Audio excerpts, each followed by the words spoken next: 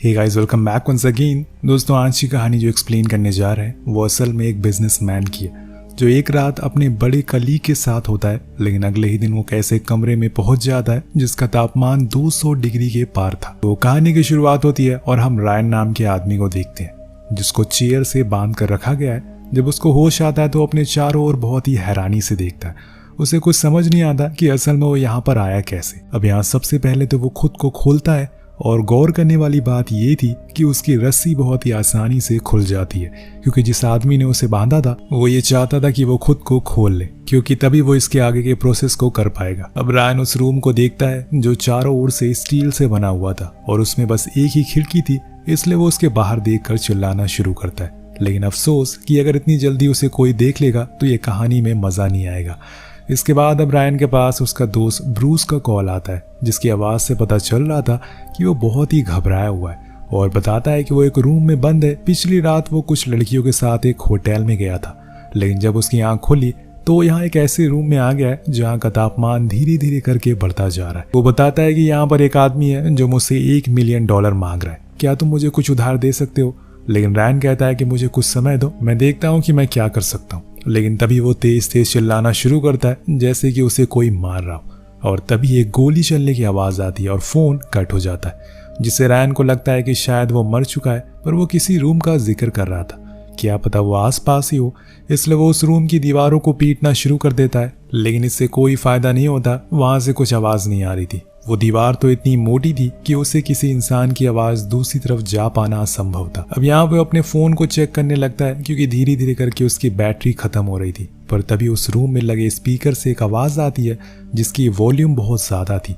उसकी वजह से उसके कान फटना शुरू हो जाते हैं और वो वहीं तेज़ तेज़ चिल्लाना शुरू कर देता है। पर कुछ ही देर में वो आवाज़ बंद हो जाती है और फिर से एक इंसान बोलता है, जो शायद वही होगा जिसने उसे यहाँ पकड़ कर रखा हुआ है।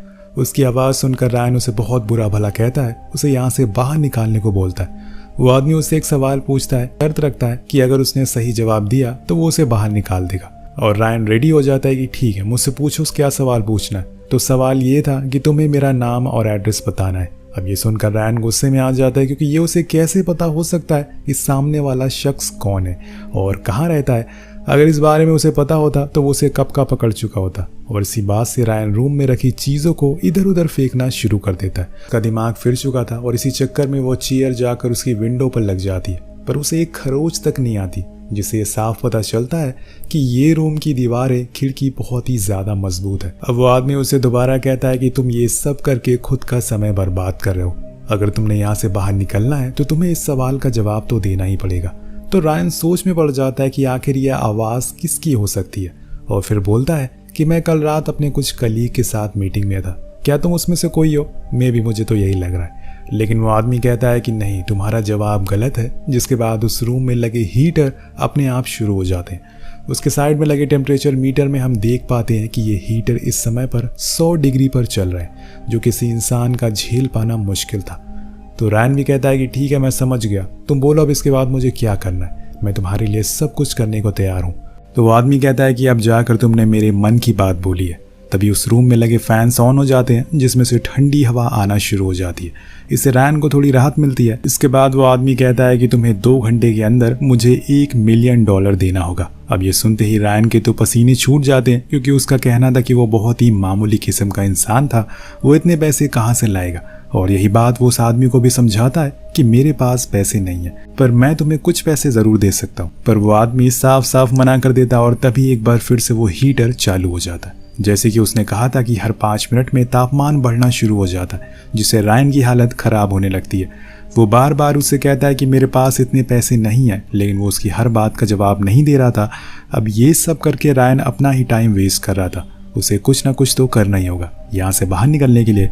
इसलिए वो बड़े ही सोच विचार के बाद अपने छोटे भाई मैट्रिक्स को कॉल करता है, जिससे कि उसके रिश्ते अच्छे नहीं हैं, और यहाँ तक कि उसने मैट्रिक्स से पिछले 1 साल से बात तक नहीं की। लेकिन वो कहते हैं ना कि जब आप मुसीबत में होते हैं तो सबसे पहले आपको अपने ही याद आते हैं। वो उसे फ़ोन लगाता है और उसे खुलकर सब कुछ सच बता देता है कि मैं न जाने कैसे एक रूम में आ गया हूँ जहाँ का तापमान हर 5 मिनट में बढ़ता जा रहा है। जिस आदमी ने मुझे यहाँ पर बंद करा है वो मुझसे $1 मिलियन मांग रहा है।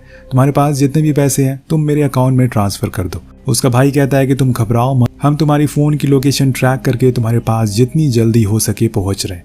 अब यहाँ वो किडनैपर रायन से पूछता है कि फ़ोन पर वो आदमी कौन था, मुझे बताओ। लेकिन वो चुप रहता है, पर वो कहता है कि रहने दो, मुझे पता है कि वो तुम्हारा भाई मैट्रिक्स है जो कि एक शेरिफ है। अब ये सुनकर रायन शौक था कि आखिर उसे ये कैसे पता है। उसे कहीं ना कहीं ये भी लग रहा था कि शायद ये अनजान शख्स उसका कोई करीबी है जो कि उसके साथ बहुत पहले से काम कर रहा है, तभी उसको रायन के बारे में सारी बातें पता है। अब यहाँ रायन उसको अपनी पहनी हुई वॉच ऑफर करता है जो कि काफ़ी कीमती थी, लेकिन वो मना कर देता है, पर वो उसे बहुत इंसिस्ट करता है ये काफ़ी महंगी है, तुम इसे इस्तेमाल कर सकते हो। पर वो तो उससे कहता है कि मेरे सामने ये घड़ी तोड़ दो। पर रायन ऐसा करने से पहले थोड़ा सोचता है क्योंकि वो घड़ी उसके लिए बहुत ही खास थी, लेकिन थोड़ी देर सोचने के बाद वो उसे तोड़ देता है। समय के साथ धीरे धीरे करके अब उस रूम का टेम्परेचर बढ़ता जा रहा था और इस समय वो है 130 डिग्री, जो कि बहुत ही ज़्यादा है, लेकिन अभी तो ये और बढ़ने वाला है। बस कहानी को एंजॉय करते रहिए। अब रायन अपनी वाइफ एलिस को कॉल लगाता है, उसे फौरन जितनी भी सेविंग हो उसे अकाउंट में डालने को कहता है। उसकी वाइफ घबराते हुए बोलती है कि आखिर तुम इतना डरे हो क्यों, हम अपनी सारी सेविंग दूसरे के बैंक अकाउंट में क्यों डाल रहे हैं। लेकिन रायन गुस्से में कहता है कि मेरे पास समय बहुत ही कम है, तुम जितनी जल्दी हो सके पैसे ट्रांसफ़र कर दो। अब वो मान जाती है, लेकिन इतने पैसे जुटाने के बावजूद अभी भी 1 मिलियन पूरे नहीं हुए थे। इसलिए वो अपनी मॉम के पास कॉल लगाता है, जो कि कॉल उठाते ही उस पर बहुत गुस्सा होती है क्योंकि रायन ने उनका नंबर ब्लॉक कर दिया था। वो बार बार उसे कॉल करती रहती थी, लेकिन देखिए दोस्तों, आज समय का पहिया घूम गया है। रायन को खुद ही कॉल करनी पड़ी। उसकी माँ उसे बताती है कि तुम्हारे डैड की तबीयत बहुत खराब है और तुम उनसे मिलने तक भी नहीं आए। इन सब बातों से हमें पता चलता है कि रायन बहुत ही मतलबी किस्म का इंसान है। वो अपनी मॉम को समझाता है कि मैं यहाँ पर फंसा हुआ हूँ, मुझे कुछ पैसों की जरूरत है। पहले तो वो मना कर देती हैं, लेकिन जब रायन अपनी तकलीफें उन्हें बताता है तो उन्हें सुनकर वो मान जाती हैं और अपनी जितने भी पैसे थे वो उसके बताए हुए अकाउंट में ट्रांसफर कर देती है। अब यहाँ एक बार फिर से रायन के पास मैट्रिक्स का कॉल आ जाता है, जो उसे बताता है कि हम तुम्हारी लोकेशन पर पहुंच चुके हैं। और इधर रायन उस किडनैपर को बहुत गालियां देना शुरू करता है, लेकिन मैट्रिक्स बताता है कि यहाँ पर किसी तरह का कोई रूम नहीं है, यहाँ तक कि चारों ओर कोई बिल्डिंग तक नहीं है। तब रायन को पता चलता है कि वो किसी और लोकेशन पर पहुंच चुका है। वो उसे दोबारा से सही लोकेशन पर आने को बोलता है, लेकिन तभी यहाँ पर रायन के पास फिर से एलिस की कॉल आती है, जो उससे कहती है कि हमारे घर कुछ लोग आए हैं। और तभी वो चिल्लाना शुरू कर देती है और फ़ोन कट हो जाता है, मतलब कि उसकी बीवी की जान खतरे में है। इन सब चीज़ों से रायन बहुत परेशान हो जाता है, थक हार कर वहीं बैठ जाता है। लेकिन उस आदमी को इस बात से कोई फर्क नहीं पड़ने वाला था, उसे तो बस पैसे चाहिए थे। और इसीलिए वो उस रूम में गर्म पानी का शार ऑन कर देता है, जिससे कि रायन की स्किन जलना शुरू हो जाती है। एक तो पहले से रूम का तापमान इतना ज्यादा था, उसे और तड़पाना शुरू कर देता है। पर इसी दौरान उसे वो चेयर दिखती है, जिससे वो अपने ऊपर रख लेता है ताकि वो पानी उसकी बॉडी पर ना आए। थोड़ी देर बाद शावर बंद हो जाता है और यहाँ रायन को थोड़ा चैन की सांस मिलती है। तब वो उस आदमी से कहता है कि मेरा काफ़ी बड़े और अमीर लोगों के साथ उठना बैठना है, अगर तुम बोलो तो मैं उनसे कहकर तुम्हें पैसे दे सकता हूँ। वो किडनैपर मान जाता है, जिसके बाद रायन काम में लग जाता है और अपने जितने भी क्लाइंट थे उन्हें कॉल करना शुरू कर देता है। इसी बीच उसके पास मैट्रिक्स की कॉल आती है, जो उसे पूछता है कि जब तुम आखिरी बार घर से बाहर निकले थे तो कहाँ पर थे, ये आदमी तुम्हें कहाँ से लेकर आया। रायन बताता है कि मैं अपनी कार को स्टार्ट कर रहा था, लेकिन उसी समय मेरे पीछे से कोई अनजान शख्स आया और उसने मुझे बेहोश कर दिया। इसी दौरान उसके पास एक क्लाइंट की कॉल आ जाती है और उस क्लाइंट ने रायन को $2 लाख ट्रांसफर कर दिए थे। ये देखकर रायन बहुत खुश होता है क्योंकि इससे वो आदमी मान सकता है। लेकिन जब वो ये बात उस किडनैपर को बताता है तो वो गुस्सा हो जाता है और कहता है कि ये तो बहुत कम है, वैसे भी मैंने तुम्हें जो 2 घंटे दिए थे वो अब खत्म हो चुके हैं, इसलिए तुम्हें अब मरना होगा। तो रायन उसे रिक्वेस्ट करता है और कहता है कि मैं तो तुम्हें पैसे दे रहा हूँ, पर वो आदमी ये कहकर मना कर देता है कि ये तुम्हारे पैसे नहीं है, ये तो तुमने किसी और से मांगे हैं, मुझे तुम्हारे पैसे चाहिए, तुम्हारे पास जो $4 मिलियन पड़े हुए हैं और वो पैसे तुमने छुपा कर रखे हुए हैं। ये सुनकर रायन के तो पसीने छूट जाते हैं क्योंकि इन पैसों के बारे में उसके अलावा किसी को पता नहीं था। वो कहता है कि मुझे 1 मिलियन नहीं बल्कि $4 मिलियन चाहिए, लेकिन रायन वो देने से मना कर देता है क्योंकि वो जिंदगी भर की उसकी सेविंग थी। तभी वो किडनैपर उन हीटर को 180 डिग्री पर कर देता है, जिससे वहाँ की गर्मी और बढ़ जाती है और रायन दर्द के मारे चिल्लाना शुरू कर देता है। वो तुरंत अपने सारे पैसे उसे भेज देता है। अब वो पूरी तरह से खाली हो चुका था, इसलिए उससे कहता है कि अब तो मुझे जाने दो, मैंने अपने सारे पैसे तुम्हें दे दिए। पर वो नहीं मानता और यहाँ एक बार फिर से फैन चलता है।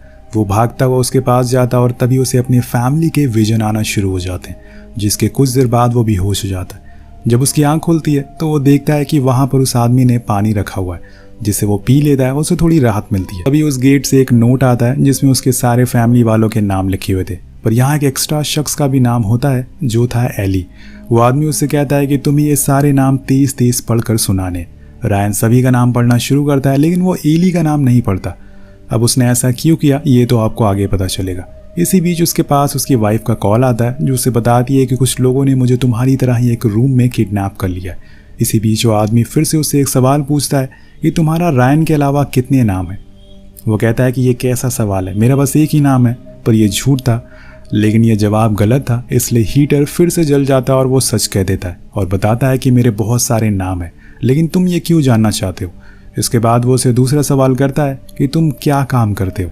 तो रायन बताता है कि मैं एक ब्रोकर हूँ, लोगों के पैसे कहीं दूसरी जगह पर इन्वेस्ट करता हूँ। अब ये सही जवाब था। इसके बाद यहाँ पर कहानी में एक ट्विस्ट आता है। रायन के पास एक बॉक्स आता है जिसमें एक कटी हुई उंगली थी। तभी उसके पास एलिस की कॉल आती है जो उससे बताती है कि उन लोगों ने मेरी एक उंगली काट ली है, आखिर तुमने ये क्या किया है।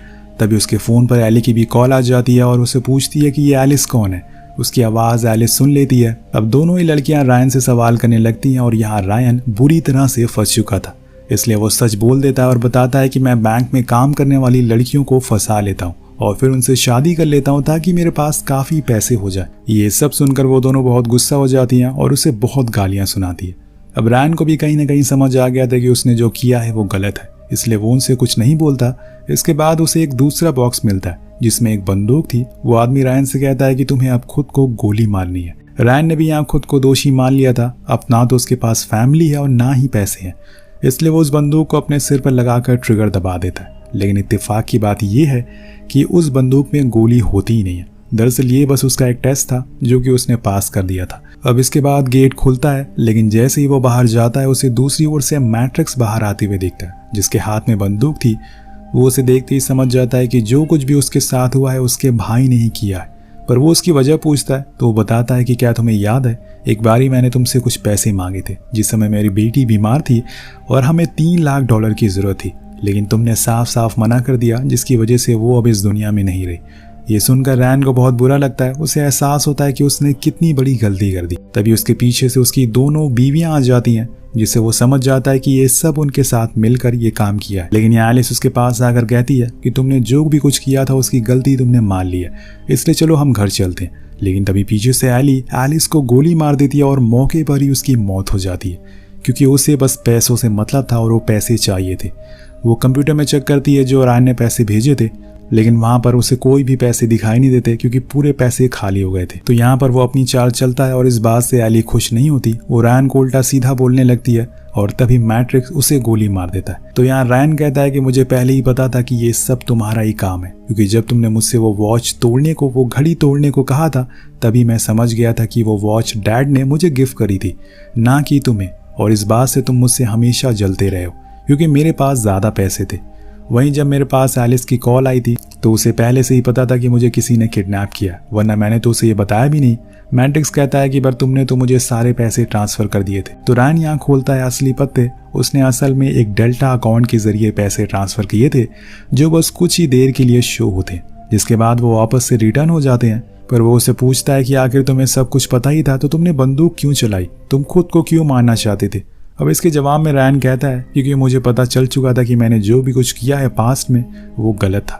अब यहाँ पे मैट्रिक्स को एहसास हो जाता है कि उसने जो भी कुछ किया है वो भी गलत है और इसीलिए वो भी उससे माफ़ी मांगता है और कहता है कि हमें अब घर चलना चाहिए। लेकिन हम अगले सीन में देखते हैं कि रायन अकेले घर की तरफ जा रहा है क्योंकि उसने अपने भाई को उसी हीटर रूम में बंद कर दिया ताकि वो भी अब वही महसूस करे जो उसने किया। तो दोस्तों, आपको क्या लगता है कि इस पूरी कहानी में कौन सही है और कौन गलत है, रायन या फिर मैट्रिक्स? कमेंट जरूर करके बताइएगा, जिसके साथ ये कहानी यही खत्म हो जाती है। मिलते हैं अगली वीडियो में। Peace out.